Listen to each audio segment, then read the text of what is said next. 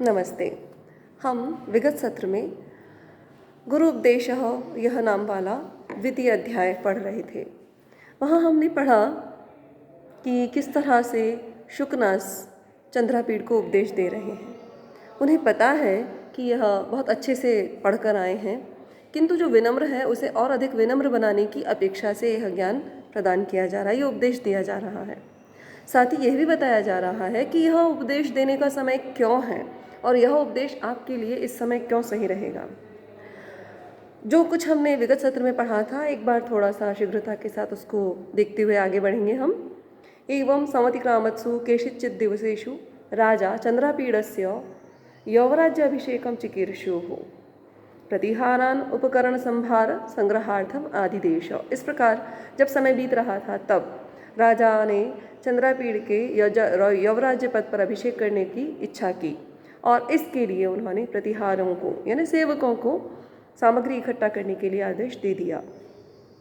समुपस्थित यौवराज्याभिषेकं च तम कदाचित् दर्शनार्थम आगत आरूढ़ विनयमपि विनीततरम इच्छन कर्तुम शुकनासः सविस्तारम उवाच। यवराज्य पद पर अभिषेक का समय आ गया है, तब उससे मिलने के लिए आए हुए शुकनास ने विनम्र होने पर भी और अधिक विनम्र बनाने की इच्छा से चंद्रापीड़ को विस्तार के साथ कहना प्रारंभ किया। तात चंद्रापीड़, हे पुत्र चंद्रापीड़, विदित वेदितव्यस्य, जानने योग्य सब कुछ जानने वाले आपके, अधीत सर्वशास्त्रस्य, जिसने संपूर्ण शास्त्रों को पढ़ लिया है ऐसा, ते तुम्हारे लिए न अल्पम अपि उपदेष्टव्यम अस्ति, थोड़ा भी उपदेश किए जाने योग्य अवशेष कुछ बचा नहीं है। केवलम च, लेकिन फिर भी स्वाभाविक रूप से ही, निसर्गत एव, स्वाभाविक रूप से ही अति गहनतमम, अत्यंत गहन तमो यौवन प्रभवम, युवावस्था से जो अज्ञान अंधकार उत्पन्न होता है वह अत्यंत गहनतम होता है, इसीलिए तुम्हें समझाना चाह रहा हूँ। अपरिणामोपशमो दारुणो लक्ष्मी मदः, परिणाम में भी समय हो जाने पर भी शांत नहीं होने वाला दारुण लक्ष्मी का मद होता है। कष्टम परम ऐश्वर्य तिमिरांधत्वम अति तीव्र दर्पदाह जुरोष्मा विषम विषय विषस्वाद आमोह। कष्टम परम ऐश्वर्य तिमिरांधत्वम, कष्टकारी होता है, अपरम एक दूसरा और बहुत भयंकर ऐश्वर्य से जो अंधकार उत्पन्न होता है, रतौंधी नमक रोग की तरह जो अंधकार उत्पन्न होता है ऐश्वर्य के कारण से, वो अत्यंत गहन होता है, बहुत महान होता है। अति तीव्रो दर्पदाह जरोष्मा, और दर्प रूपी घमंड की जो बुखार की ऊष्मा होती है वो बहुत तेज हुआ करती है। विषमो विषय विष आस्वाद मोहा, विषय के विष से जो मूर्छा उत्पन्न होती है वह विषम होती है, दूर नहीं होने वाली होती है। यहाँ तक हमने विगत सत्र में पढ़ा था। अब आज से हम इस सत्र का जो पढ़ रहे हैं उस पर ध्यान दीजिए। नित्यम अस्नान शौच बाध्यो बलवान राग मलावलेपः, नित्य अस्नान शौच बाध्य, स्नान इत्यादि किए जाने पर भी अशौच, साफ नहीं होने वाला, जिसकी गंदगी रोज स्नान इत्यादि कर ले तब भी दूर नहीं होने वाली होती है, ऐसा बलवान राग रूपी मल का लेप हुआ करता है। यानी नित्य स्नान इत्यादि करने पर भी दूर नहीं होने वाला राग रूपी मल का अवलेप हुआ करता है। अप्रबोधा, जिससे जागृति ही नहीं हो ऐसी। अप्रबोधा घोरा च, और भयानक। अप्रबोधा, जिससे जागृति नहीं होती है और अत्यंत भयानक होती है, क्या? राज्य सुख सन्निपात निद्रा भवति, राज्य रूपी सुख के सन्निपात से जो उत्पन्न निद्रा होती है। यानी सन्निपात में क्या होता है, हम अपने समीप स्थित लोगों को नहीं पहचानते हैं, जिनके साथ हमने पूरा जीवन जिया होता है। सन्निपात आता है मृत्यु काल के समय में, उस समय में हमने जिनके साथ पूरा जीवन बिताया है हम उन्हें भी नहीं पहचानते हैं। तो यहाँ शुकनास बहुत गंभीरता के साथ वर्णन करते हुए कह रहे हैं कि अप्रबोधा, जिससे जागृति नहीं हो, और घोरा, भयानक होती है राज्य रूपी सुख के सन्निपात से उत्पन्न जो निद्रा होती है वह। अतः इसीलिए विस्तरेण अभिधीयसे, इसीलिए विस्तार के साथ तुम्हें समझा रहा हूँ, क्योंकि गर्भ ऐश्वर्यत्वम, गर्भ से ही, जन्म से ही ऐश्वर्यशाली होना, अभिनव यौवनत्वम, नवीन युवावस्था वाला होना, अप्रतिरूपत्वम, दिव्य रूप वाला होना, अमानुष शक्तित्वम चेति, और दिव्य शक्ति संपन्न होना, महति इयम खलु अनर्थ परंपरा सर्वा, ये सारी की सारी अनर्थ की बहुत बड़ी परंपराएं हैं, अनर्थ की श्रृंखला है। क्या क्या चीज़ें? जन्म से ही ऐश्वर्यशाली होना, युवावस्था संपन्न होना, सुंदर होना, अमानुषी शक्तित्वम, और दिव्य शक्ति संपन्न होना, ये चारों ही महति खलु अनर्थ परंपरा सर्वा, ये सारी के महति एवं खलु अनर्थ परंपरा सर्वा, ये सभी अनर्थ की परंपराएं हैं, श्रृंखला है, चेन है। अविनयानाम एकमेकमप्येष आयतनम, अविनम्रता का यह एक एक भी आयतन माने केंद्र बनती है। किमुत समवाय, क्या होगा जब ये चारों चीज़ें एक साथ होंगी। अगर किसी के जीवन में ऐश्वर्यशालिता है, नवीन युवावस्था है, दिव्य रूप वाला है, दिव्य शक्ति संपन्न है, इन चारों गुणों में से यदि एक भी गुण किसी के जीवन में होता है तो वह उसके जीवन को उच्छृंखल बनाने में सक्षम होता है। किंतु क्या होगा जहाँ ये चारों ही चीज़ें एक साथ होंगी और आपके जीवन में ये चारों एक साथ हैं। फिर स्पष्ट करते हुए कहते हैं यौवनारंभे च प्रायः, और युवावस्था के प्रारंभ में प्रायः शास्त्र जल प्रक्षालन निर्मला अपि, शास्त्र रूपी जल से धोए हुए होने पर भी, निर्मला अपि निर्मल बनी हुई होने पर भी, कालुष्यम उपायाति बुद्धि, यह बुद्धि जो है कालुष्य को प्राप्त हो जाती है, मलिनता को प्राप्त हो जाती है। युवावस्था के आरंभ में प्रायः शास्त्र रूपी जल से धोए जाने पर भी, निर्मल बना हुआ होने पर भी यह बुद्धि कालुष्य को, मलिनता को प्राप्त कर लेती है। इंद्रिय हरण हारिणी च, इंद्रिय रूपी हरणों का हरण कर लेने वाली, च और सतत दुरंत इयम उपभोग तृष्णिका, और अत्यंत बुरे अंत वाली उपभोगों की मृग तृष्णा होती है। मृग तृष्णा कैसी होती है, हमें दिखाई दे रहा है वहाँ पानी है, हम दौड़ के वहाँ तक पहुँचते हैं, जैसे ही वहाँ पहुँचते हैं पता लगा यहाँ तो पानी है ही नहीं। इसी तरह का भ्रम रेगिस्तान में अक्सर मृगों को हो जाता है कि वहाँ पानी है और वह उस स्थान तक दौड़ते चले जाते हैं, और जब वहाँ पहुँचते हैं तो पानी का अभाव होता है और उस पानी के अभाव में उनकी मृत्यु हो जाती है। इसीलिए ये मृग तृष्णा कहलाती है। तो ये इंद्रिय रूपी हरिणों का हरण करने वाली अत्यंत बुरे अंत वाली उपभोगों की मृग तृष्णा हुआ करती है। नाशयति च दिंग मोह इव उन्मार्ग प्रवर्तकः पुरुषम अत्यासंगो विषयेषु, नाशयति च दिंग मोह, और दिशा भ्रम जिस प्रकार नष्ट कर डालता है, इव उन्मार्ग प्रवर्तकः, उन्मार्गगामी व्यक्ति को जिस प्रकार दिशा का भ्रम हो जाए तो वह नष्ट हो जाता है, उसी प्रकार पुरुषम, पुरुष को अत्य आसंगो विषयेषु, विषयों में अत्यंत आसक्ति नष्ट कर डालती है। भवादृशा एव भवन्ति भाजनानि उपदेशानाम, अब प्रश्न यह है कि मैं आप ही को उपदेश क्यों दे रहा हूँ। तो स्वयं शुकनाथ जवाब देते हुए कह रहे हैं कि भवादृशा एव भवन्ति भाजनानि उपदेशानाम, आप जैसे व्यक्ति ही उपदेश का पात्र होते हैं, आप जैसे व्यक्ति को ही उपदेश दिया जा सकता है। अवगत मले ही मनसे स्फटिक मणिवेव रजनीकर गभस्तयो विशंति सुखेन उपदेश गुणाः, अवगत मले ही मनसी, जब मन से मैल निकल जाता है तब, स्फटिक मणिवेव, जिस प्रकार स्फटिक मणि में चंद्रमा की किरणें, रजनीकर गभस्तय, चंद्रमा की किरणें विशंति प्रवेश कर जाती हैं, उसी प्रकार से जिसके मन से, अवगत मले ही मनसी, जिसके मन से मैल निकल गया है, सुखेन उपदेश गुणाः विशंति, सुखपूर्वक उपदेश के गुण प्रवेश कर जाते हैं। जिस प्रकार स्वच्छ चंद्रकांत मणि में चंद्रमा की किरणें प्रवेश कर जाती है, स्फटिक मणि में चंद्रमा की किरणें सरलता से प्रवेश करती हैं, ठीक उसी प्रकार से जिस व्यक्ति का हृदय निर्मल हो गया, जिसका मन निर्मल हो गया है, किस कारण से, मतलब मल के निकल जाने से, तो उसके भीतर उपदेश सुख से प्रवेश करते हैं। फिर गुरु वचनम अमलमपि, और गुरु का वचन तो निर्मल होने पर भी सलिलमेव स्वच्छ जल, जिस प्रकार महद उपजनयति श्रवण स्थितम शूलम अभव्यस्य, जिस प्रकार किसी के कान में जल प्रवेश कर जाए, स्वच्छ पानी भी जब कान में घुस जाता है तो बहुत पीड़ा उत्पन्न करता है। इसी बात को लक्ष्य करके कह रहे हैं कि गुरु का उपदेश स्वच्छ जल की भांति, गुरु का उपदेश यदि दुष्ट व्यक्ति के कान में पड़ जाए, शूलम अभव्यस्य, अभव्य मतलब दुष्ट व्यक्ति के कान में पड़ जाए तो शूल पीड़ा उत्पन्न करता है। जिस प्रकार पानी कान में प्रवेश कर जाने पर पीड़ा उत्पन्न करता है, उसी प्रकार स्वच्छ जल की भांति गुरु जी का यह उपदेश दुष्ट व्यक्ति के कान में यदि प्रवेश कर जाता है तो उसे पीड़ा ही प्रदान करता है, उसे स्वयं को पीड़ा अनुभूत होती है। उपदेश पीड़ा प्रदान नहीं करता है, लेकिन जैसे जल कान में प्रवेश कर जाए तो पीड़ा होती है, तो दुष्ट व्यक्ति के कान में यदि गुरु जी का उपदेश चला जाए तो उसे उसी प्रकार से पीड़ा का अनुभव होता है। इतरस्य तो, जबकि अन्य व्यक्तियों के लिए तो कर्णाभूषणम, कान का आभूषण हो, जिस प्रकार, कैसे कान का आभूषण हो, बोले हाथी के, इतरस्य तो कर्ण, बाकी लोगों के लिए तो जिस प्रकार हाथी के कान में आभूषण पहना दिया जाए तो उसके मुख की शोभा को बढ़ाने वाला होता है, ठीक उसी प्रकार से ये जो गुरु का उपदेश है सज्जन लोगों के कान में पड़ जाने पर मुख के आभूषण को, मुख की शोभा को बढ़ाने वाला ही होता है। इतर से तो अन्य व्यक्तियों के लिए तो करे नहीं, वह हाथी की भांति जिस प्रकार शंख का आभूषण आनंद शोभा उसके मुख की शोभा को समुदयम अधिकतरम उपजनयति और अधिक विस्तार के साथ बढ़ा देता है, ठीक उसी प्रकार से सज्जन व्यक्तियों के कान में पड़ा हुआ यह आभूषण उनके मुख की शोभा को बढ़ा देता है।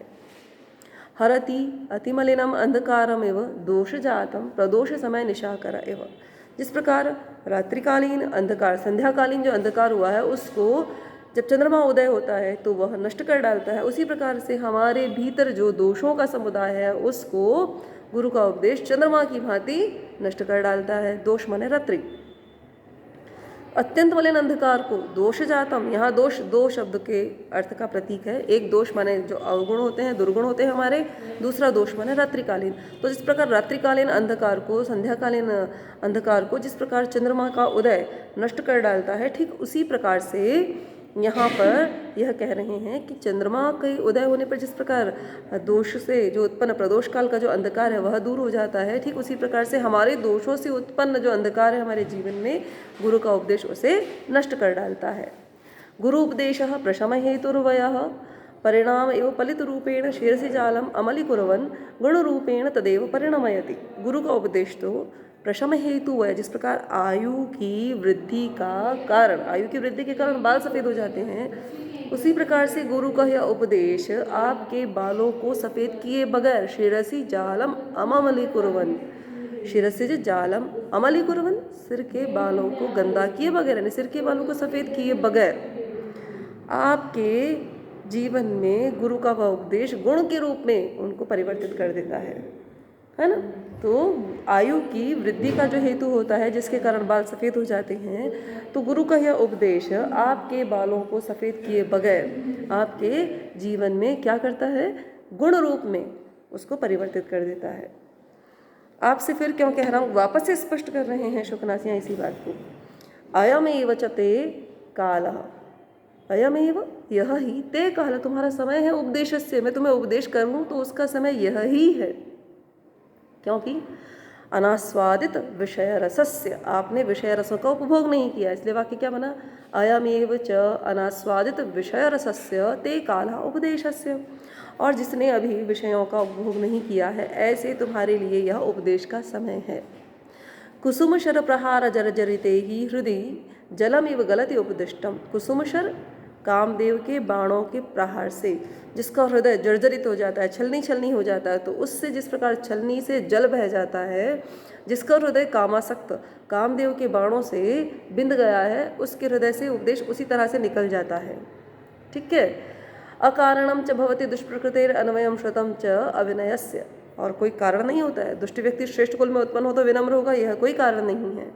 अकारणम च भवति, और कोई कारण नहीं होता है दुष्ट प्रकृति वाले व्यक्ति के लिए अन्वयम, श्रेष्ठ वंश में उत्पन्न होना, श्रुतम वैदिक ज्ञान को पढ़ लेना, अविनय का, उनकी अविनम्रता का यह कोई कारण नहीं है कि वे श्रेष्ठ कुल में उत्पन्न हुए हैं तो वो विनम्र होंगे, या उन्होंने वेदाध्ययन कर लिया तो वो विनम्र होंगे, ऐसा कोई कारण नहीं होता है।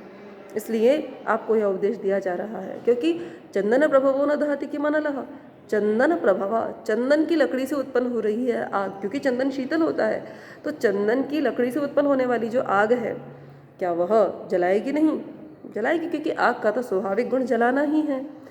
तो चंदन प्रभवो न दहति कि मनलः, चंदन से उत्पन्न होने वाली आग क्या जलाती नहीं है? किं वा प्रशम हेतुनापि न प्रचंडतरी भवति वाड़वानलो वारिणः, अथवा तो पानी आग को बुझाने वाला होता है, किंतु वह ही जो पानी की आग है, क्या वह पानी में प्रबलतम नहीं होती है? पानी में वह आग और ज़्यादा तेज होती है। तो वाड़वानल कहते हैं पानी की अग्नि को। तो क्या पानी की अग्नि, वाड़वानल जो है वह पानी में तेज नहीं होती? पानी में तेज होती है ना। इसीलिए कहते हैं कि कई बार जो शांति का कारण होता है वह भी, वहाँ पर भी आग हो सकती है।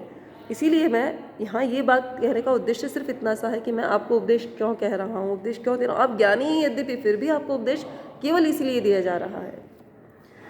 फिर से अगले पैराग्राफ में स्पष्ट करते हैं, गुरु उपदेशश्च नाम पुरुषाणाम अखिल मल प्रक्षालनम क्षमम अजलम स्नानम। गुरु उपदेशश्च, और गुरु का उपदेश तो पुरुषाणाम, पुरुषों के, अखिल मल प्रक्षालन क्षमम, संपूर्ण मल को धोने में समर्थ, अजलम स्नानम, बिना पानी का स्नान है। अनुपजात पलिताद वैरूप्यम अजरम वृद्धत्वम, बालों को सफ़ेद किए बगैर, आपको कुरूप बनाए बगैर, वृद्धता को देने वाला है ना। गुरु का उपदेश आपको ज्ञान वृद्ध बनाता है।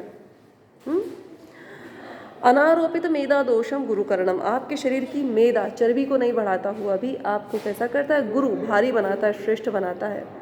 असुवर्ण विरचनम अग्राम्यम कर्णाभरणम, असुवर्ण विरचनम, सोने से नहीं बना हुआ है लेकिन फिर भी अग्राम्य, ग्रामीण प्रतीत नहीं होता है, ऐसा कान का आभूषण है गुरु का उपदेश। अतीत ज्योतिरालोक, ऐसी ज्योति है जो कि प्रकाश से भी श्रेष्ठ है। न उद्वेग करह प्रजागर, आपको उद्विग्न नहीं बनाने वाला जागरण है यह। विशेषेण तो राज्ञाम, विशेष रूप से राजा लोगों के लिए। विरला ही तेषाम उपदेष्टा रहा, क्योंकि उन्हें उपदेश करने वाले लोग बहुत कम होते हैं। इस पैराग्राफ को फिर से सुन लीजिए। गुरु उपदेशश्च, और गुरु का उपदेश तो पुरुषाणाम, पुरुषों के संपूर्ण मल को धोने में समर्थ बिना जल का स्नान है। अनुपजात पलितादि वैरूप्यम, आपके बालों को सफ़ेद किए बगैर, आपको विरूपता दिए बगैर, अजरम, आपको वृद्ध बनाता है, ज्ञान वृद्ध बनाता है। अजरम, बिना बुढ़ापा दिए आपको वृद्धत्वम, वृद्धता को प्रदान करता है, ज्ञान वृद्धि करता है, आपको ज्ञान वृद्ध बनाता है, आपको श्रेष्ठ बनाता है गुरु का उपदेश। अनारोपित मेधा दोषम, आपकी चर्बी को बढ़ाए बगैर आपको गुरुकरणम, भारी बनाता है, श्रेष्ठ बनाता है। असुवर्ण विरचनम, सोने से नहीं बना हुआ है किंतु अग्राम्यम कर्णाभरणम, ऐसा कान का आभूषण है जो ग्रामीण प्रतीत नहीं होता है, गंवारू नहीं लगता है। अतीत ज्योतिरालोक, ज्ञान का श्रेष्ठ प्रकाश है। आलोक, अतीत ज्योतिरालोक, ज्ञान का विशेष प्रकाश है। न उद्वेग प्रजागर, आपको उद्विग्न नहीं करने वाला जागृति का हेतु है यह। न उद्वेग प्रजागर, ऐसी जागृति जो आपको उद्विग्न नहीं बनाती है। अतीत ज्योतिरालोक, प्रकाश है। अतीत ज्योतिरालोक, आलोक है यह, विशेष प्रकाश है जो आपको उद्विग्न नहीं करता है, ऐसी जागृति जो आपको उद्विग्न नहीं करती है।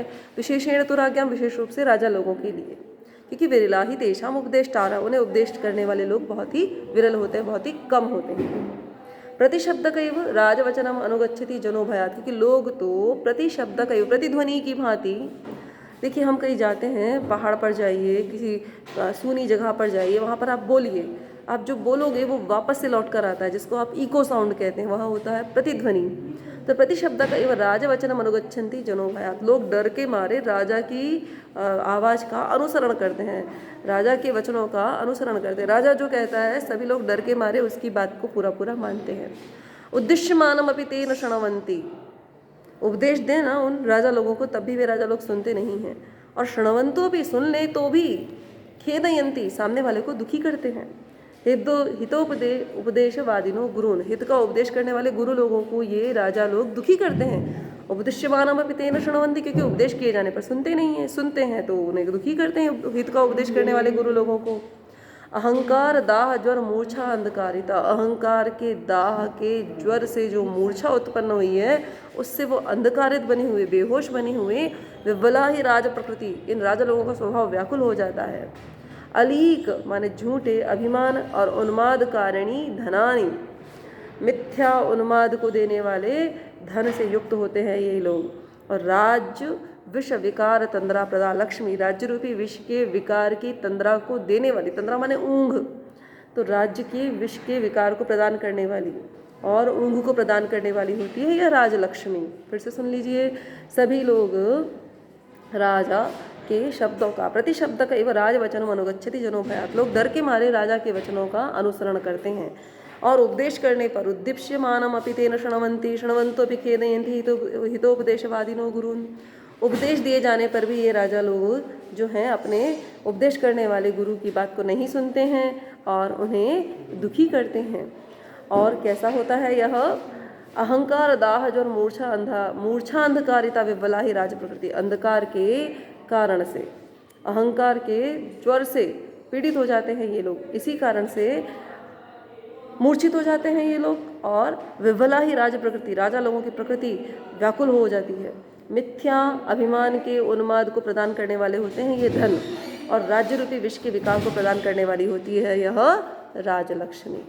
अस्तु, यह जो पाठ है अभी गुरु उपदेश हमने आज पूर्ण किया है। यदि इससे संबंधित कोई प्रश्न आपका है तो आप मुझे कमेंट बॉक्स में कर सकती हैं कमेंट और मुझसे पूछ सकती हैं। जो भी आपकी शंका का समाधान जहाँ तक संभव है वहाँ तक किया जाएगा। ठीक है, तो हम एक बार इसको फिर से देखते हुए चलते हैं और पूर्णता को प्रदान करते हैं इस गुरु उपदेश नामक पाठ को। नित्य स्नान इत्यादि किए जाने पर भी दूर नहीं होने वाला राग रूपी मल का अवलेप होता है। जागृति रहित और अत्यंत भयानक राज्य रूपी सुख के सन्निपात की निद्रा होती है, इसीलिए तुम्हें विस्तार से कह रहा हूँ।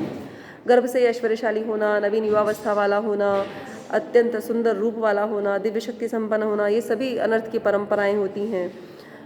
यह एक एक भी अनर्थ का कारण बनती है।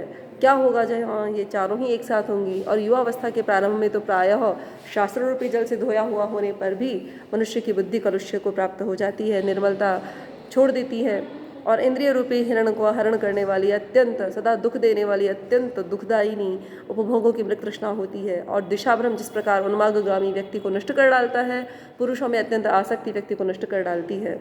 आप जैसे व्यक्ति ही उपदेश का पात्र होते हैं। जिसके मन से मैल निकल गया है, उस व्यक्ति के हृदय में उपदेश उसी प्रकार से गुण रूप में प्रवेश कर जाते हैं जिस प्रकार से चंद्रकांत मणि में चंद्रमा की किरणें प्रवेश कर जाती हैं। गुरु का वचन स्वच्छ हो जल की भांति दुष्ट व्यक्ति के कान में पड़ जाए तो बहुत पीड़ा उत्पन्न करता है, किंतु वह ही जो उपदेश है यदि सज्जन व्यक्ति के कान में जाए तो हाथी के कान के आभूषण की भांति उसके मुख की शोभा को ही अधिक बढ़ाने वाला होता है। जिस प्रकार अत्यंत अंधकार, रात्रिकालीन अत्यंत अंधकार को चंद्रमा नष्ट कर डालता है, उसी प्रकार हमारे जीवन में आए हुए दोषों के समुदाय को गुरु का उपदेश नष्ट कर डालता है। गुरु का उपदेश हमारे बालों को सफ़ेद किए बगैर, जो कि आयु की वृद्धि का हेतु है, गुण रूप में उसे परिणामित कर देता है, उसे बदल देता है। और जिसका विषय अयमेव च अनास्वादित विषय रसस्य ते काला उपदेशस्य, और जिसने भी विषयों का उपभोग नहीं किया है, ऐसे आपके लिए उपदेश का यह ही एकमात्र समय है। इसीलिए मैं आपको अत्यंत विस्तार से कह रहा हूँ, क्योंकि कामदेव के बाणों के प्रहार से जब हृदय जर्जरित हो जाए तो उससे जिस प्रकार उपदेश निकल जाते हैं, उसी प्रकार से आपके हृदय पर से उपदेश न निकल जाएं। इसीलिए आपसे कह रहा हूँ, क्योंकि श्रेष्ठ वंश वाला होना, विनय संपन्न होना, ये श्रेष्ठ वंश में उत्पन्न होने का कोई कारण नहीं होता है। क्योंकि चंदन से उत्पन्न हुई आग क्या जलाती नहीं है, अथवा तो जल में उत्पन्न होने वाली अग्नि क्या जल में प्रचंड नहीं होती है। इसीलिए आपसे विस्तार से कह रहा हूँ, क्योंकि गुरु का उपदेश तो व्यक्ति के संपूर्ण मल को धोने में समर्थ बिना जल का स्नान है, आपको बिना कुरूप बनाए ज्ञान वृद्धता को देने वाला है, आपकी चर्बी को बढ़ाए बगैर आपको वृद्धता श्रेष्ठता देता है। सोने से नहीं बना हुआ होने पर भी सुंदर कर्ण का आभूषण है, उद्विग्न नहीं करने वाली ज्योति है, उद्विग्न नहीं करने वाली जागृति है, विशेष रूप से राजा लोगों के लिए, क्योंकि उन्हें उपदेश देने वाले लोग बहुत मुश्किल से मिलते हैं। लोग तो भय के मारे लोगों की राजा की बात का अनुसरण करते हैं, और ये राजा लोग तो उपदेश दिए जाने पर भी बड़े बड़े लोगों की बात को सुनते नहीं हैं और हित का उपदेश देने वाले गुरुजनों को दुखी करते हैं। अहंकार रूपी दाह के ज्वर से मूर्छित हुए ये राजा लोग विह्वल होकर के मिथ्या उन्माद प्रदान करने वाले धन से युक्त होते हैं, और तब राज्य के विष को प्रदान करने, राज्य रूपी विष के विकार को देने वाली होती है यह राजलक्ष्मी, जो कि निरंतर ऊँघ ही प्रदान करती है। तो इस तरह से यह गुरु उपदेश नामक जो हमारा पाठ है आज हमने पूर्ण किया। अगले सत्र में हम फिर मिलते हैं, तब तक के लिए सभी शुभकामनाओं के साथ आप सभी को बहुत बहुत धन्यवाद। नमस्ते।